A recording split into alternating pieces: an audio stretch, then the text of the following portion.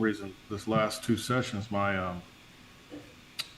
headphones aren't working, but they work fine if I'm listening to a YouTube video or something. Yeah, when you plug him in, just go to your. I guess you got to probably go to your Zoom meeting set preferences and just make sure that that's your default audio device that is showing for where you're getting your audio from. I don't see that on here. Zoom preferences. Yeah, you have to click the Apple when you're on Zoom. When you're on the Zoom app itself, just click the Apple, and then not the Apple, the where it says Zoom US next to the Apple, and then you go down to preferences. You see what I'm talking about? You see what I'm talking about? Yeah. None of these pros got swagger like this. Zoom US preferences. They wishing they win. Step up your game, you get it like this. Audio. Catch a limit, man. Color them out, repeat, do the same thing. Team bling. We go get Make sure your headphones are plugged in or on or connected or whatever. So I was just listening. For a rig like this. I know you all mad. You talk that is, cause I pulled up cleaner and made them all pissed. Pull up to the lake and see the same thing. Some old, some new with the same name. No matter cause we all rep the same. Hey, rent your game, rent your game, rent your game. T-Lane got the rig with the dubs, man. Right, we ain't got that black and that red thing. C520 looking real clean. Hey, rent your game. We are live for the record too. Pull up to the lake with the old school. 1990 Ranger 364, dude. Custom everything, bring it on plane. Doing 65 like it ain't no thing. Mirror nerd with the 4-blade on it. Hit top speed every time I get on it. Them boys in the Reynolds looking like they want it, but they can't have it. This rig costs a fortune. Pull up to the spot, hook a bigger man. Release it back, repeat and do the same thing. Team BZ, we go get them. Reg gang, reg gang. Certified, yeah, I got that 10. Still on the hunt for one bigger than it. I'm on a quest for that double digit. I get that bite, I'll swing and won't miss. Spend 10 racks on grass. Hey. Pull up to the lake and see the same thing. Some old, some new with the same name. Don't matter cause we all rep the same. Hey, rent your game, rent your game, rent your game. T-Lane got the rig with the dubs, man. Right, we ain't got that black and that red thing. C520 looking real clean. Hey, rent your game, rent your game, rent your game.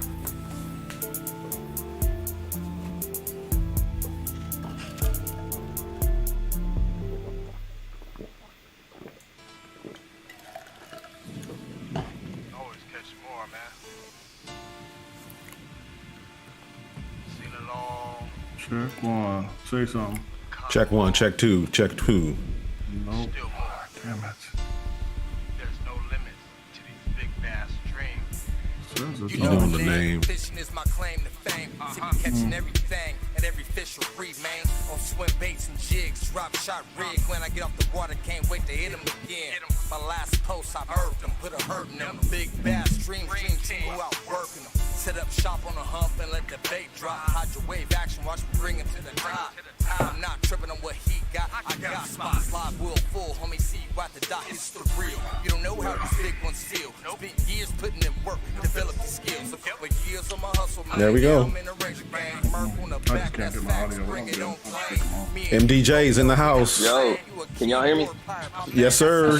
Can you hear us? What's happening? What's going on? Yes, sir. Loud and clear. Loud and clear. Nice. All right, nothing much. You're here right on time, bro. Appreciate you stopping in. We're gonna be. I'm gonna bring the audience in live right now. I almost ain't make it, boy. I'm here though. Appreciate you, man. Hold on. I was running, bro.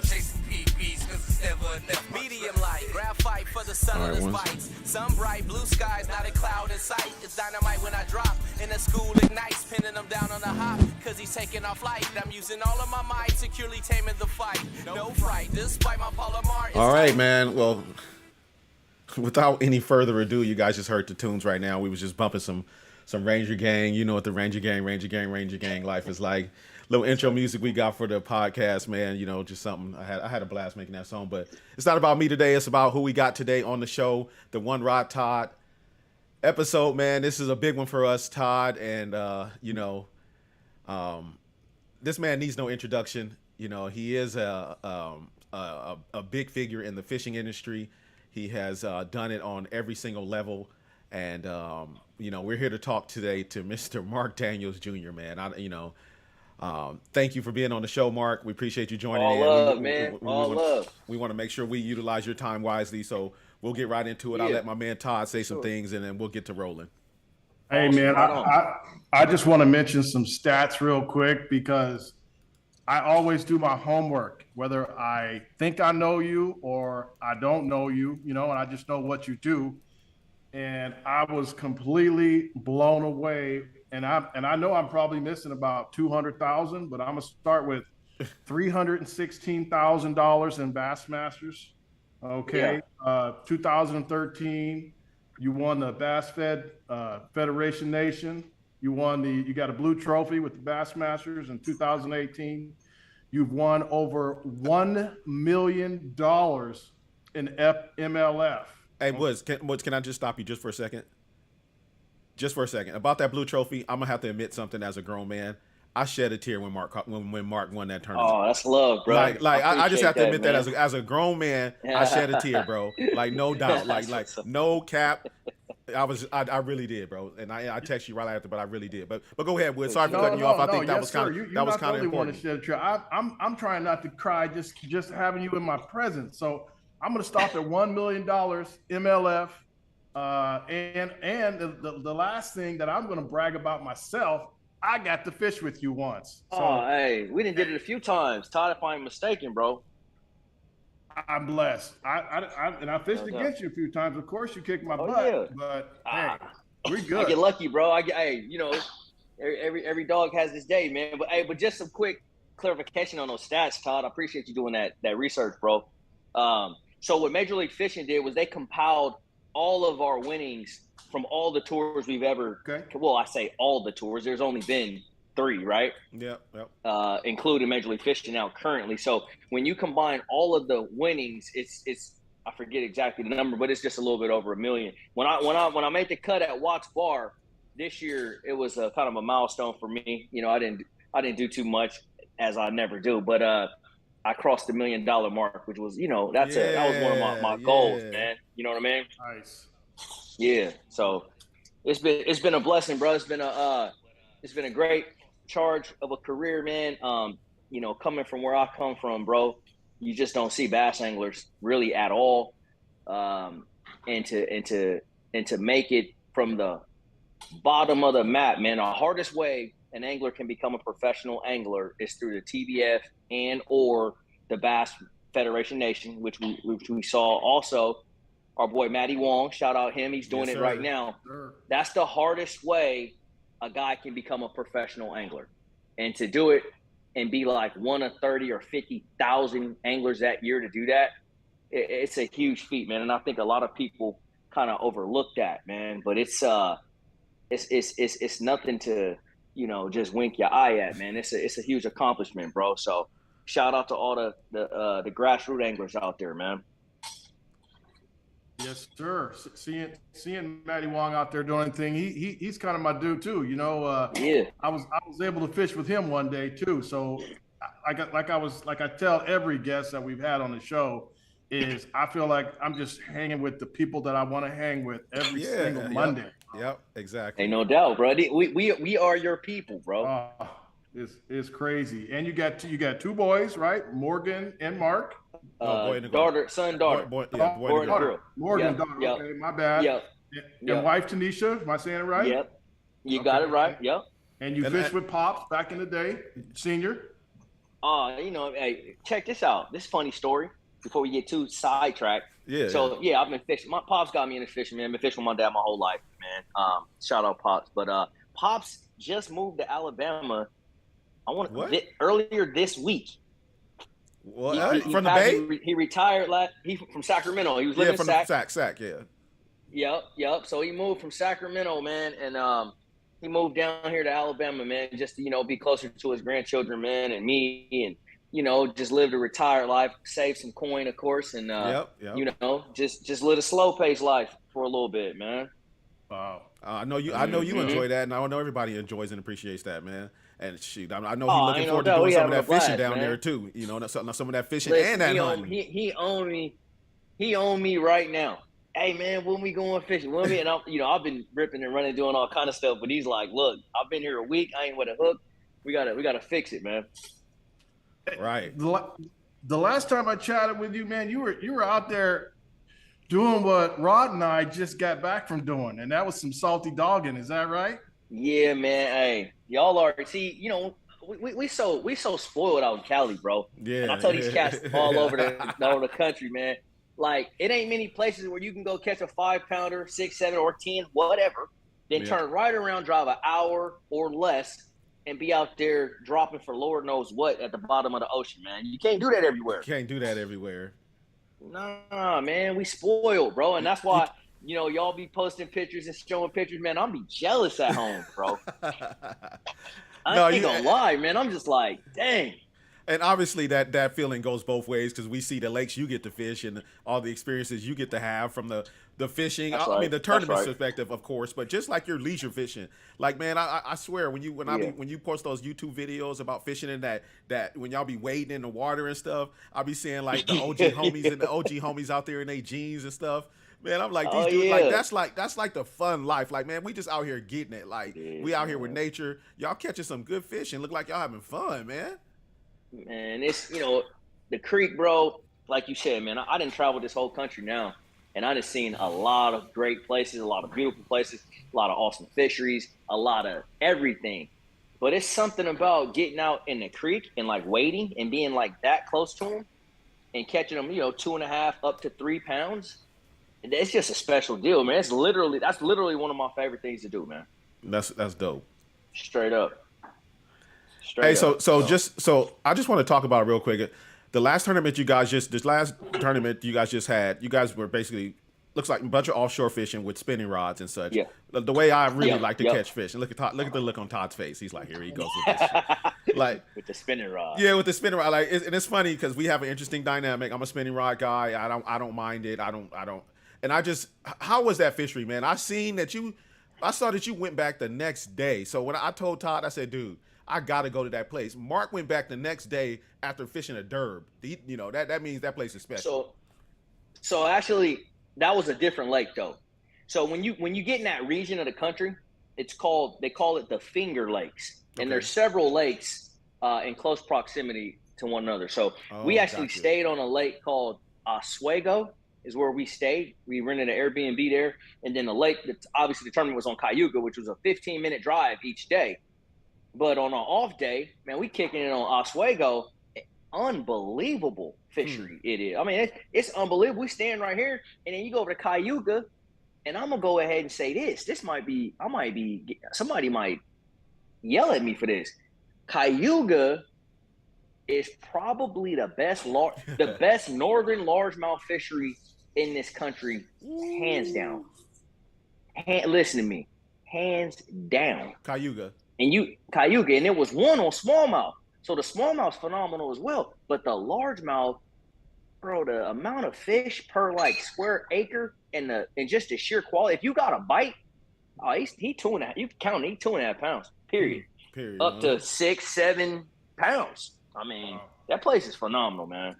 Shout out to Ray Mayo. I just want to get a shout out to people out there in the chat right now. People who are out there and watching on Twitch, the people who are out there on YouTube and also on Facebook. Yep. Shout out to Ray Mayo and everybody out there checking in. He said no saltwater talk.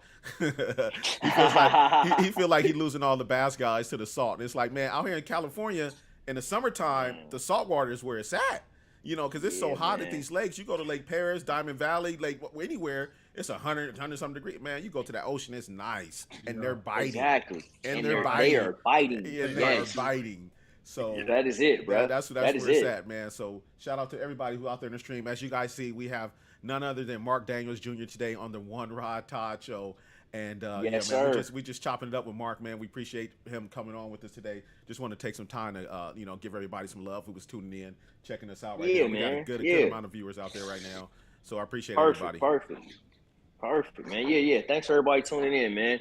And again, one more thanks to those that might not have heard the first time. I appreciate y'all boys having me on, man. Just to kick it, talk fishing, man. Yep. You saw we had O on the show, right? We had O on the show. Of course, man. Ain't no doubt, bro. Yeah, I saw.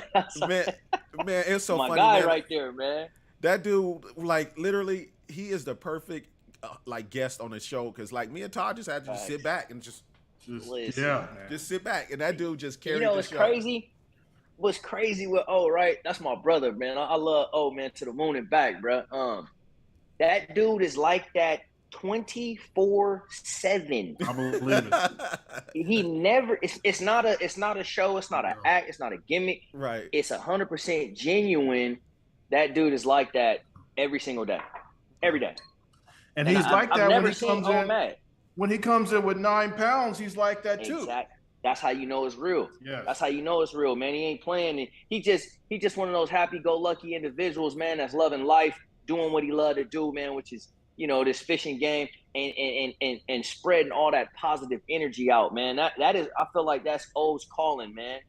You having a bad day, you call O, you're not having a bad day no more, bro. You're having a good day. Up, huh? He gets you, yeah. Straight up. Yeah, straight up, man. Yeah, I was just thinking that for sure. Because he's a guy that you can just all you need is 10 seconds of listening to O, and your life is just changed like that. Facts, bro. It is no doubt. And that's why one of the many reasons I love that dude, man.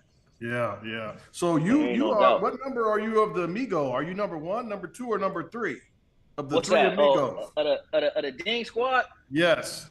Well, it's low key 4 with Stoke. Shout out my boy Adrian Avina, man. I can't forget it for my boy, man. But man, it's so funny how this all came about, man. Really and truly, we just outside of fishing, just homies that just so happen to start traveling with one another, and just connected through the bond of fishing, and through goofing off, the whole Dean thing was born. Right, this is literally us just goofing off. Dustin Connell truly started the term or whatever, but we all kind of joked around, picked it up, and was making bets. Like, I bet you won't say this on live, or I bet you won't do this on live. That's how it all came about. And I'm like, I guarantee you, if I catch a 4-pounder, I'm gonna say it, right? And then it just went up from there, bro. It's crazy. But back to your original question, man. I don't know if I'm 1, 2, or 3. I'm one of them though. I'm like Sammy Davis Jr., man, from the Rat Pack, man. No, I remember having sushi with you guys and with Adrian and Scott Martin and all the all the characters that I cast. Man, I said, I'm starstruck, bro. And what I want to do is I'd like to me and Rod want to come out and hang with you guys and make you guys some fish tacos, because that's what we do around here. Hey, man, come on. We ain't turning down no food, man. Bring it, bro. We definitely listen. Some of the wives travel with us on occasion, and we get a good, we get to come off the water to a home cooked meal. But a lot of times, man, we out here fending for ourselves, man, tearing down them fast food joints, man, which we don't need to be at. Definitely. You know what I mean? Yep. Yeah. So here's a tricky question. I know Skeet kind of threw this at you, in an interview a while back, but that blue trophy. And then you got the Bassmaster Classic, and of course you have Red Crest, and I know you're going to be a little bit biased, and that's okay, but Bassmaster I ain't biased at all, bro. Talk about the differences as far as, fly fish versus, would you rather do this or would you rather do that? Just give me a little rundown. Sure, man. Naturally, man, we all 5 fish guys, every one of us. You pick one. We all 5 fish catch. There was never a tournament I grew up fishing where every fish counted. It was always you go out, you come back with your 5 biggest. And so that's embedded in our souls, man. You know what I'm saying? It does not matter who you are. And I'm no different, man. I miss fishing 5 fish tournaments sometimes. Sometimes I love the format because it lends to my fishing strength, that particular event. And so there's a lot of variation in that. But the love is definitely there and has never been lost for that 5 fish. Go out, come back with your heaviest 5, right? Yep. The love and passion of that will never leave any of us. Okay. I feel safe to say that. That's good. And I'm speaking for all 80 of the guys, right? But with that being said, there are a lot of ups to what Major League Fishing is trying to do. And if you guys ever pay close attention to any of these smallmouth tournaments, especially the smallmouth events, because A, we hold the smallmouth tournaments in the summer months, and B, smallmouth is just not as hardy of a fish as a largemouth. Yep. And so the death toll on these amazing fisheries we go to, that we put on them when we fish 5 fish tournaments in the summer months, is a little bit scary. Yeah. And the tournament trails numbers want to reflect that, but we lose a lot of them fish, man. And that's just keeping it 100. And I've seen it my own 2 eyes, man. Yeah, man. I don't want to go into no details, but No, I've we seen feel some you. stuff, No, we man. get, And we feel you. I'm like, damn, that sucks. And so if we were able to catch that fish, not put him in a well and stress him out, turn him loose, man, we could have saved a 5-pounder. And oddly enough, it's the bigger ones that die. So like those 4.5 and plus smallmouth, those are like the super sensitive ones. Yeah. It's crazy, but again, it's to each his own, man. And hell, they had a 5-fish tournament right now on St. Lawrence River, which is one of the best fisheries in the country, hands down. Man, I'll be the first one trying to jump in it. Yeah. But I know what the effects are, man. And so that's one of the differences. But I will say this too about Major League Fishing. Major League Fishing has made me a better fisherman. And if you talk to any of these guys that compete on the Major League Fishing trail, they will tell you, man, it is far more difficult No doubt. in the every fish count format than it ever has been in a 5-fish. And I'm not taking any fishing credibility away from any of the guys on the elites or the pro circuit. I'm just saying, when you got to keep it up all day long until the bell rings, bro, that is very difficult.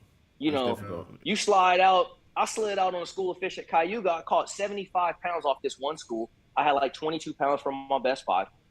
Well, in a 5-fish tournament, man, I would have caught me 22 pounds and got on out of there. Right.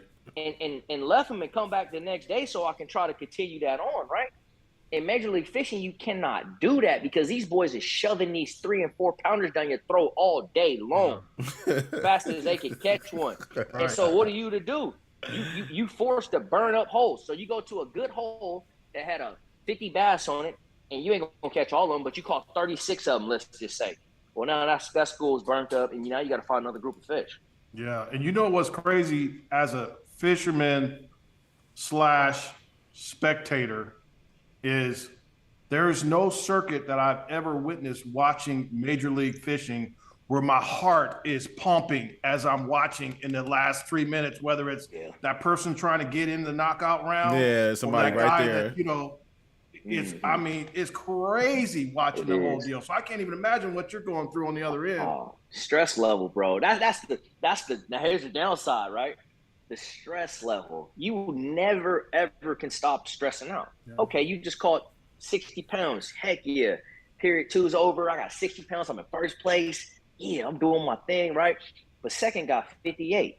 Third got 55. Fourth got 54. Mm-hmm. And guess what? As soon as my man say lines in, they're not playing.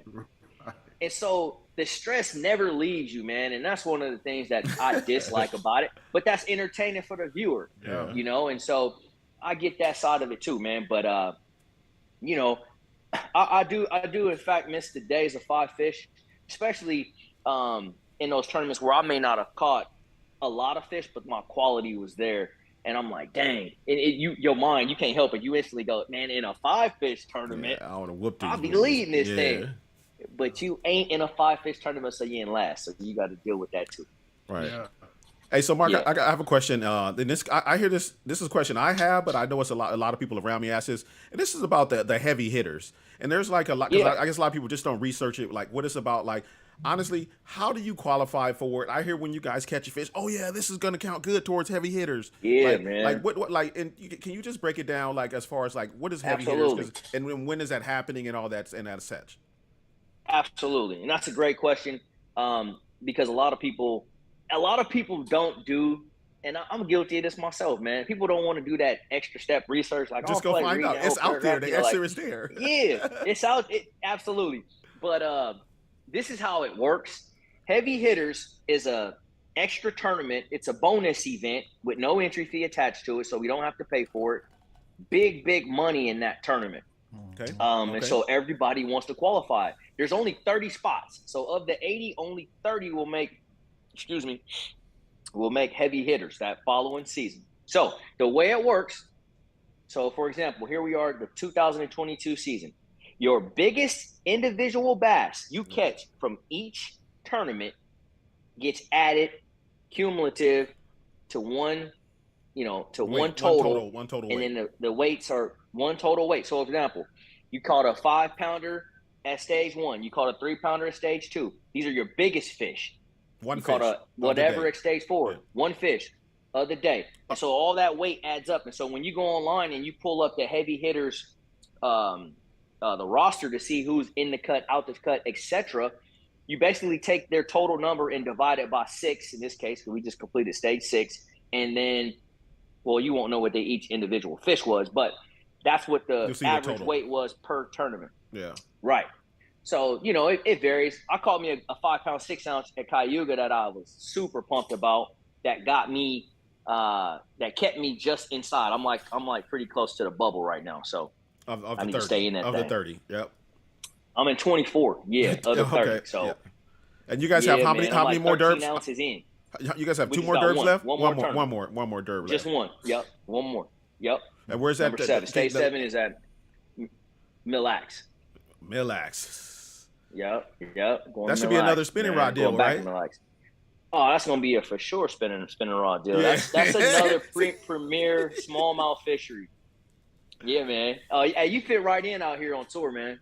Man, I would love and I be seeing that, and I swear, I know you guys are leaps and bounds better fishermen and all that, casters and all that, but sometimes when I'm like, when you guys are like offshore fishing and you're using your forward-facing sonar and you got a spinning rod in your hand, I'm like, I know for sure I can fish like that because that's what we do in SoCal. Oh yeah. Like you find that rock pile and you throw to it. Hey, I got 2 words for you, man. Aaron Martins, man. Right. Shout out to Aaron Martins, man. R.I.P. man. One of the greatest to ever do it, man. And you see where he come from. Yeah. Yes. You know. So. And speaking of Aaron, your jersey is actually going to be on eBay. Sweet. You'll get the word on that, and your jersey will be on eBay. You'll get the word so you can advertise, but the money is going to I'll just call it the Aaron Martins Foundation. Okay? Yes, man. That's a beautiful thing, Todd. Thank you for putting that together, man. I was more than happy to donate a jersey. I mean, I'm always more than happy to donate jerseys. I give them away every year, man. But that's a very special cause and a great cause, and one that's dear to my heart, man, as I'm sure it is many other anglers out there, man. So that's a big deal. Yeah, well, thank you for the shout out to man. Aaron because, he was definitely he was more than just a finesse fisherman. I mean, he was a man of a lot of integrity and a lot of heart for sure. Absolutely, bro. Yeah, when we say one of the best, we ain't just talking about his fishing spoke for itself. Yeah. You know, oftentimes we talking about off the water. You know, right. Aaron Martins, man. Yeah, dude was phenomenal, man. Absolutely. So Mark, we know that you do a lot of online, you know, you have a heavy online presence, whether it's Instagram, YouTube, you know, everywhere, all the great social media outlets. I don't think I've seen you on TikTok yet. You on TikTok? Man, I've been on TikTok, man. You know, it's crazy. So my wife be on me, man. My wife is a visionary, bro. She be telling me like, you need to do this, like years before I actually be like, all right, I'm gonna do it. But then a lot of times, you know, it'd be too late kind of. So like with Facebook, man, she created me a Facebook account so long ago, man, I can't remember what year it was, right? And I'm like, man, I don't need no Facebook. You know, I'm still living in Cali, just fishing Delta tournaments on weekend, you know, all that. And she like, you need one because, you know, when you do good in these tournaments and all of this, and I'm like, man, I really just wasn't with it, you know? Yeah. And so she was right. Years later, I'm like, dang, I should, you know, I could have been had this rolling. Same with YouTube, same with TikTok. She created me a TikTok and I did a few TikToks, and then I'm like, it's just so hard for me to be so focused on my fishing career and then trying to be on every single social platform. It's so hard. I'm like, man, it's just too much. Let me pick my poisons and then I'm gonna rock with those. And so for me, it's Facebook, Instagram, and YouTube, man. And then I'll play with the others here and there, you know? No, and honestly, that's the smartest way to go, especially in the demographic where we are in the fishing world. Let's be real. I'm on TikTok, not a lot, but a little bit. It's not heavy fishermen on there, to be honest with you. It may get there, but not yet. Not yet. You know, maybe when this next wave. But see, you want to be the pioneer though. Yeah. You don't want to be the guy the 30th pro angler. You know what I'm saying? Like. No, that's Clark Ream right now. Clark Ream is right. He's trying to eat over there on TikTok. I promise you, he is. See? No, he's on go. There that's heavy. What I'm saying, because he in a lane almost by himself. I'm sure there's some other guys, but if he going hard over there's not many anglers going hard. He's him and Jason Borofka are the two I would say that are most. Okay. They the two that's going hardest on TikTok right now. But You know, I That's asked what's that up. reason why That's I what's brought up up. the social media stuff because you know you do a lot of tips and tricks and informative stuff. I got a lot of nuggets from you, over the years on through YouTube and videos and things like that. But For sure. one question that we have every week that we try to ask people is something that something that's a little bit more behind the curtain, something that's a little bit more behind the scenes that you can drop on Yeah. our audience and drop on us real quick. That even this is like something where we know you are a true professional fisherman where you're going to be Yeah. faced in situations where you're going to go to a lake where you're like, man, I ain't ever even been here, like I don't even know where to store at. Oh yeah. I don't even know where to Oh store yeah. at. So Yeah. what is the mindset going into a situation like that? And being who you are, I hope you can understand what I'm talking about right now. Being who you are, going into those situations, like how is that on the road behind the scenes?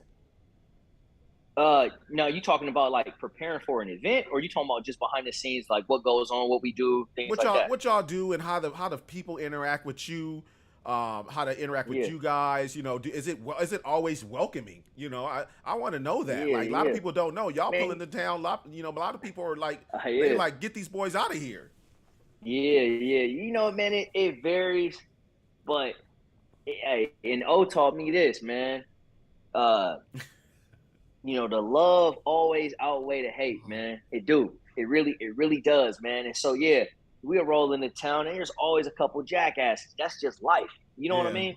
But then the love comes in and it's so much love that you almost forget about the couple jackasses that tried to ruin your day.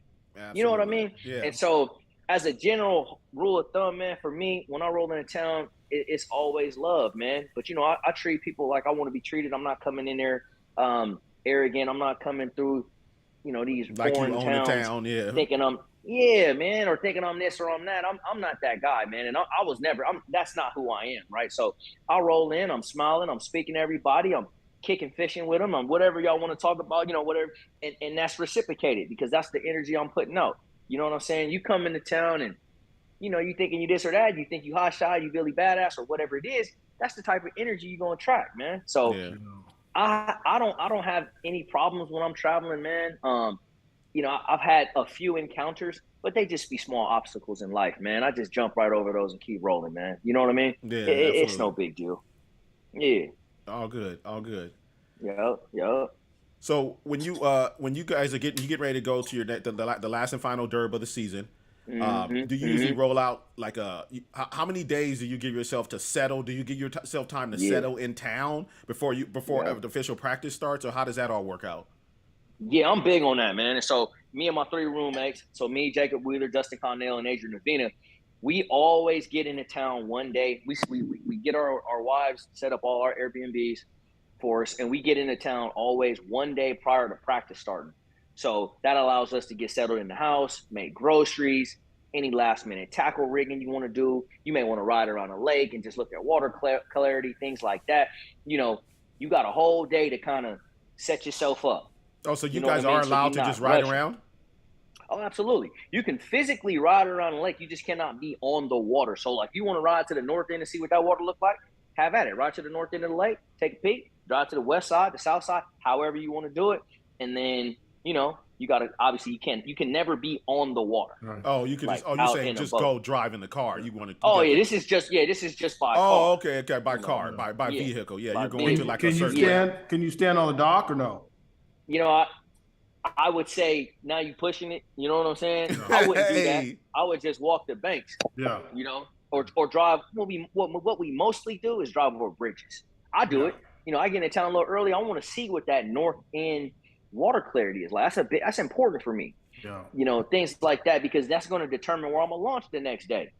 It can. So yeah, as long as I'm not doing too much though. I don't want to be like on the edge of a dock, tiptoeing around, and next thing you know, you trip and fall in the lake.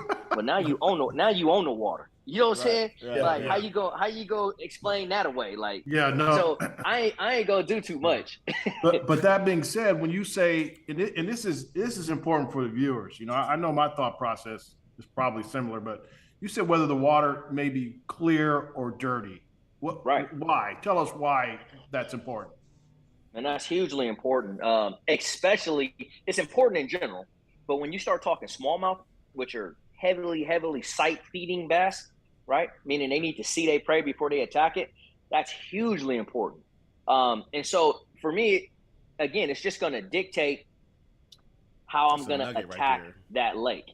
Yeah, so I might ride up to the north end in a smallmouth tournament like Mille Lacs. I might ride up there, look over the water, and go, ooh, algae bloom. This is no bueno, right? It's going to be low visibility, hard for them to see. Okay. So instinctively, boom, I'm a slide to the south end, the west, or the east. I'm gonna leave that north end alone because either it needs to settle out to clear up. I may take it the second day of practice, give it some time, what have you, but I'm not gonna start there.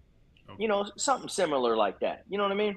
Yeah. That's good stuff. Just constant. Hey, we as professionals, any little nugget, as you call it, Rod, that we can utilize to help us make the next decision, we're doing it, man. 100%. There it is. You guys heard it right there. It might seem insignificant to the average guy, right, but something like driving to the north end of the lake and seeing that the water is stained, that's very significant for me. Yeah. Saves you a lot of time.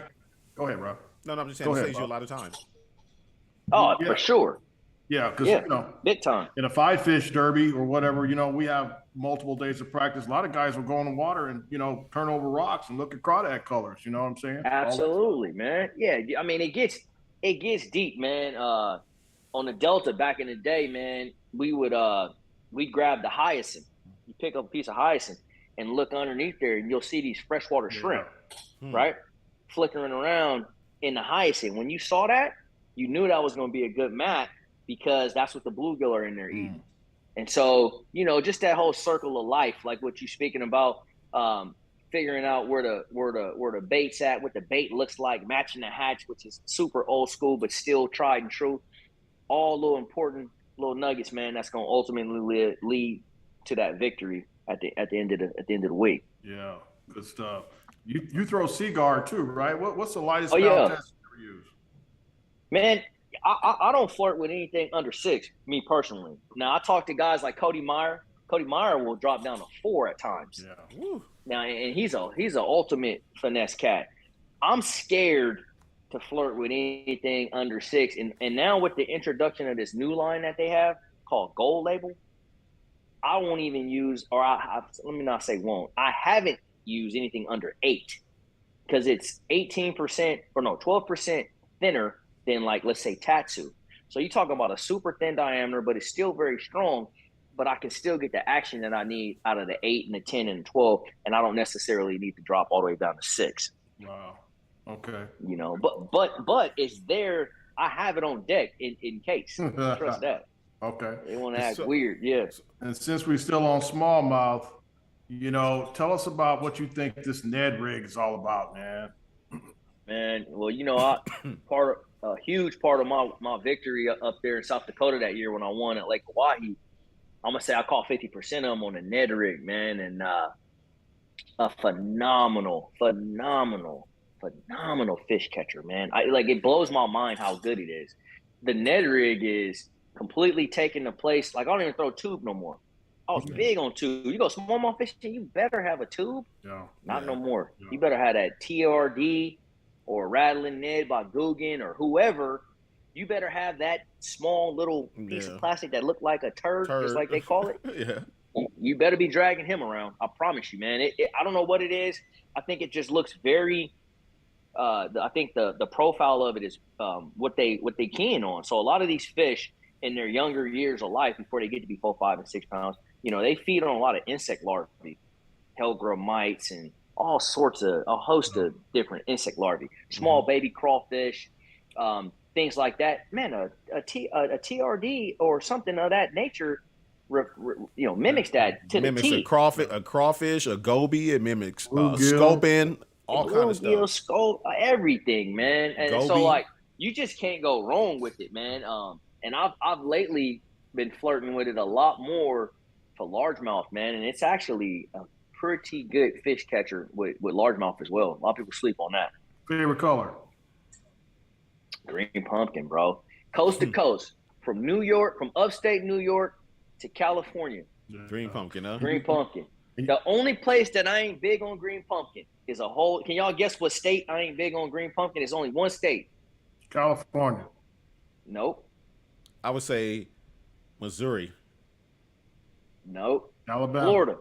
Florida. Oh, Florida. Florida. Okay. Florida. Black and Florida blue. is a black and Black and blue blue. June bug state, man. The Yeah. whole state.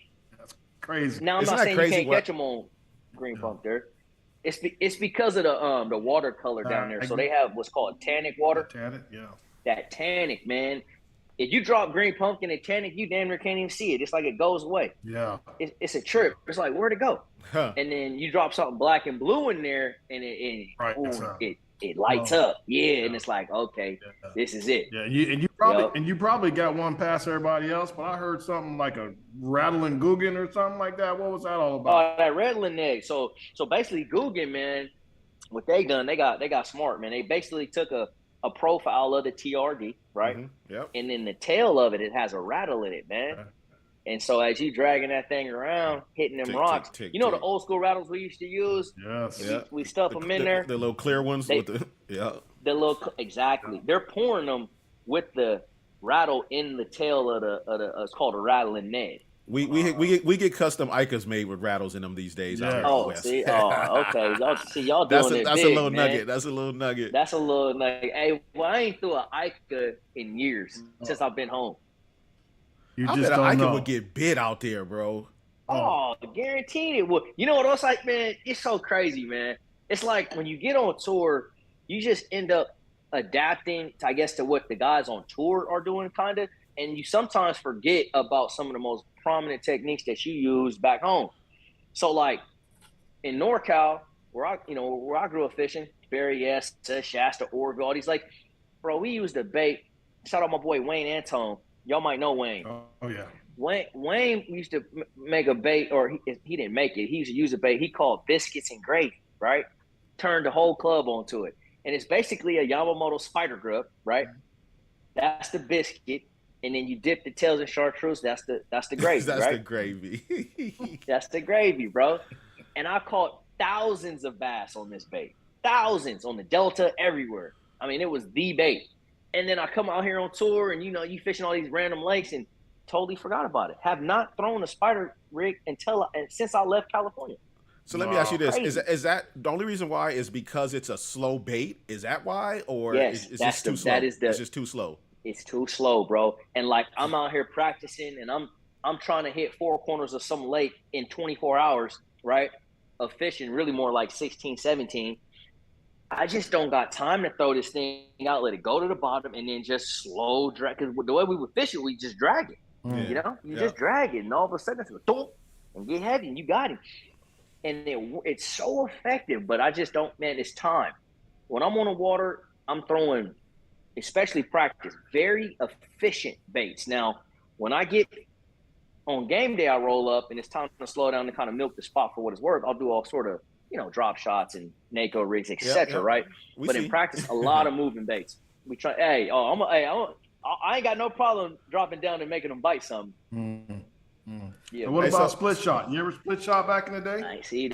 Yeah, man, grew up on it, Todd. That's what I'm saying. Another forgotten. Hey, I bet you 50% of your viewers right now don't even know what a split shot is. Don't even know what that is. At least, yeah. I agree. That right there. If you were put in a Clearwater scenario, you want to talk about getting a bite?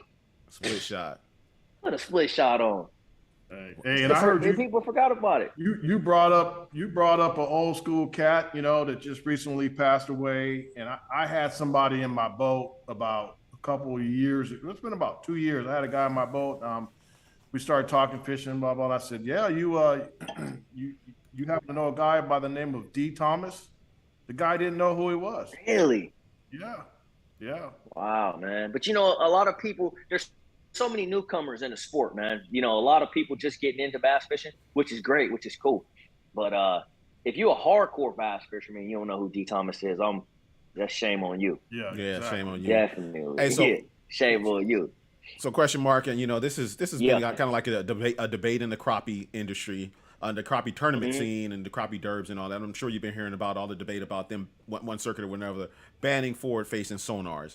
And I got into a discussion with a friend of mine the other day. He was like, "Man, they gonna ban them in bass tournaments. Watch, man, they gonna ban them in." I'm like, "Man, no shot, no shot." So what's your take on that?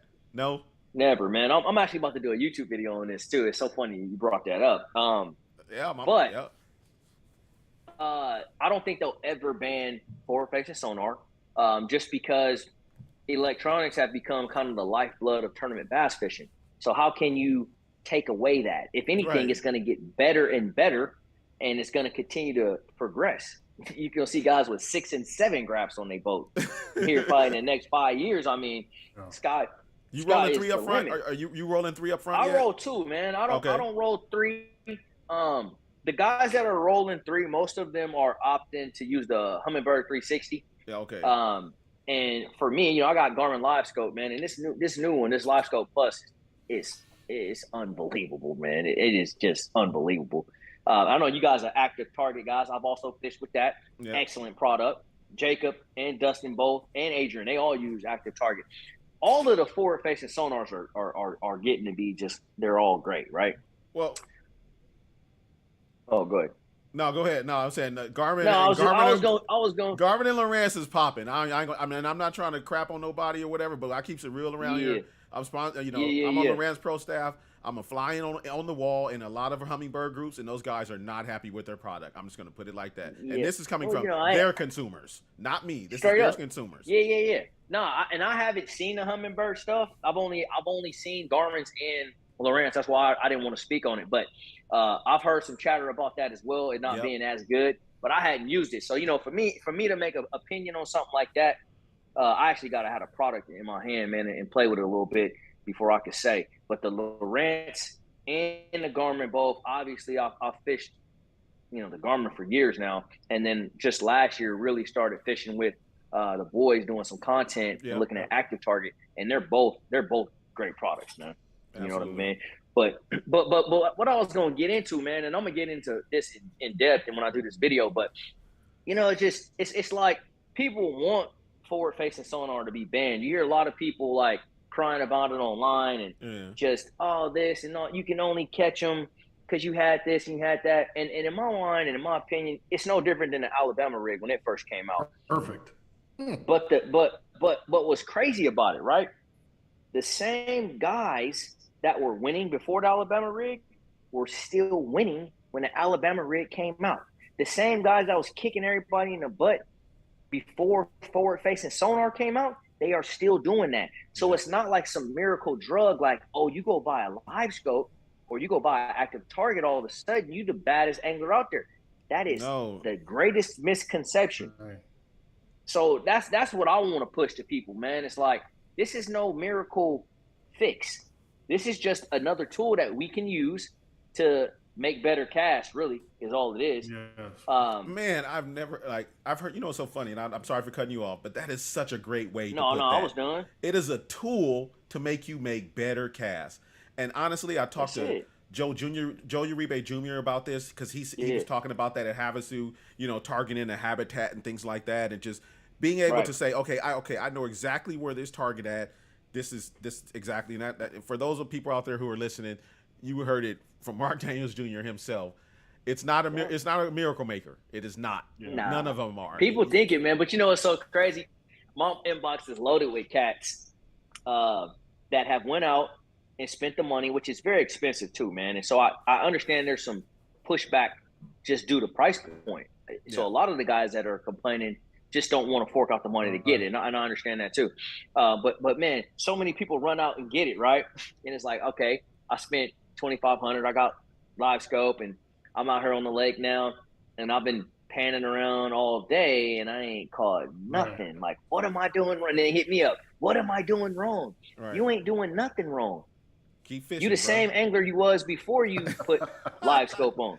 No, for real.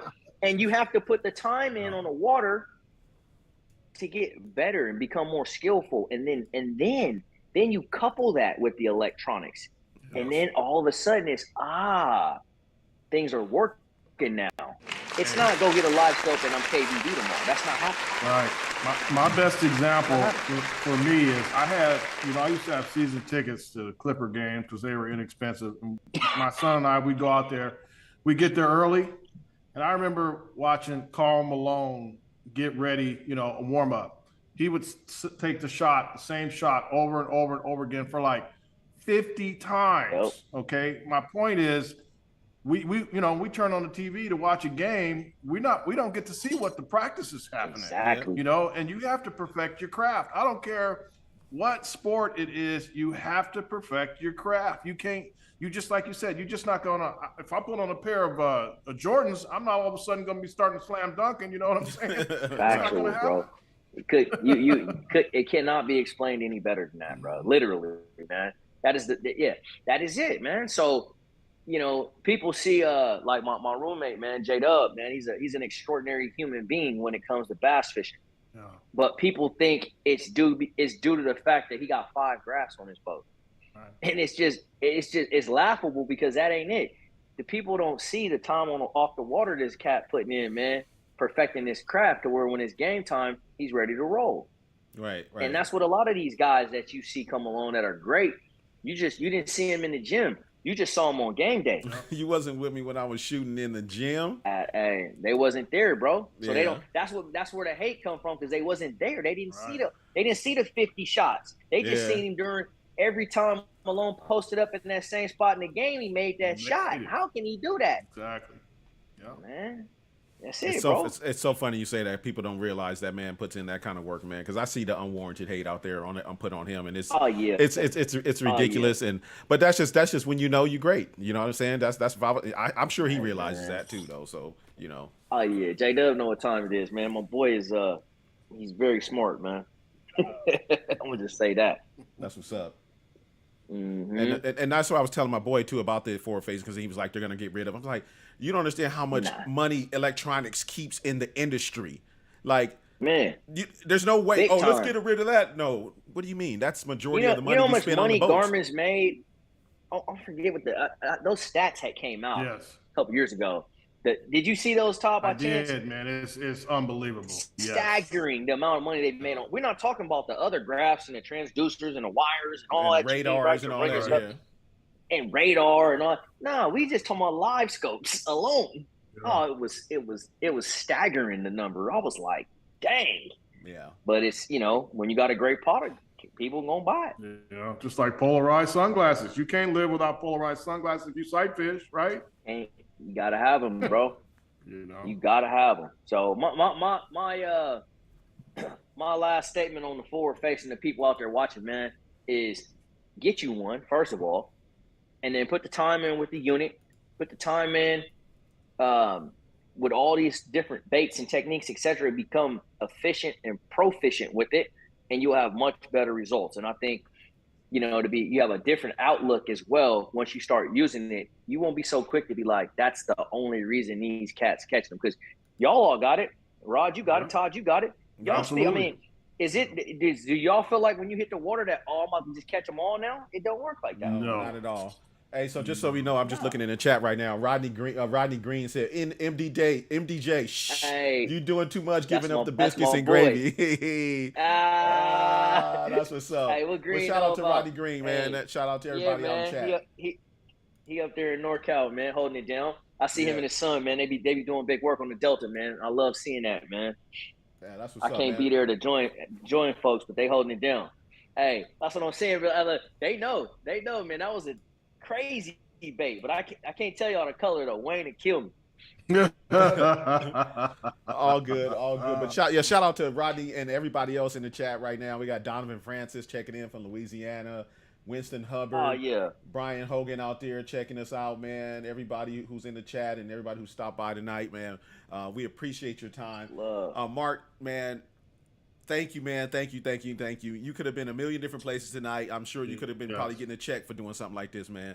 But we definitely appreciate it just from the deep down in our heart, man. You know what I'm saying? So I'm just keeping it real. Anytime, man. Y'all need me to come back on here, man. Let me know. I love to get back on here with y'all boys, man. And I appreciate what y'all doing and helping grow in the sport, man, and keeping us all connected, man.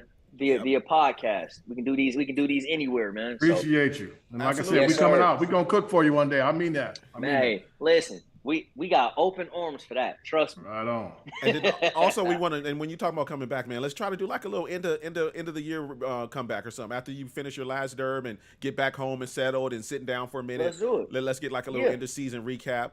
You know what I'm saying? Yeah, I'm not sure if you hit want to me take up, the time man. right now. I know you have a lot of different ways of doing this, but right now also you can take the time to shout out anybody, your family, your sponsors, whoever. You know, Yeah, we want to man. make sure we You use know, it. for sure. I appreciate that, man. I just keep it real simple, man. You know, I got 14 different partners. I ain't gonna sit here and list them all off. You know, Yeah, right, yeah. But I'm more than grateful, man, for all of my sponsors, man. Without them, I don't get to do what I do. I don't have side businesses and other things like that, man. I'm strictly professional angler, man. This is how I feed my family, man. And so I want to thank every single company that I'm partnering with right now, man, that allows me to do what I love, man, and continue to chase this passion that I have. But you know, that's it on that, man. And other than that, you know, y'all check me out on social media, all the platforms that I'm on: Instagram, Facebook, of course, YouTube, and TikTok. Thanks man, to your that's wife. really it. And TikTok, thanks to my wife, that I'm on there, but I ain't really on there. So if y'all drop me a comment on there, I ain't gonna see it. Right. All good. I was just messing I gotta with you. I gotta do better, man. Yeah, Like you said, so many of them, and I think you're smart. You narrowed it down to the 3 you like, the 3 that you get into your masses, and you're doing a great job, Mark. And we appreciate you, man. Man, I appreciate it for sure, fellas. Yes, sir. And a professional angler with a college degree, no less. Hey, Tuskegee University in the house, bro, all day, man. Golden Tigers, baby. Y'all be good, man. Thanks for having me, fellas. Hey, thanks for checking in with us, man. We'll Yes, do it sir. again for sure. Ain't no doubt, man. Y'all be good. I'm looking forward to y'all getting my boy V-Lat too. Yeah. Oh we're gonna get yes, we trying to stay West Coast right now, but you know we're gonna drift. We're gonna get a little B-Lap. We're gonna get a little J Dub. You know we're gonna get a little DC, absolutely. Adrian Amina. For sure. We'll get there. Y'all gonna venture out? Okay, for sure. Thank y'all, man. All right, Mark, man. All good. See y'all. He's out.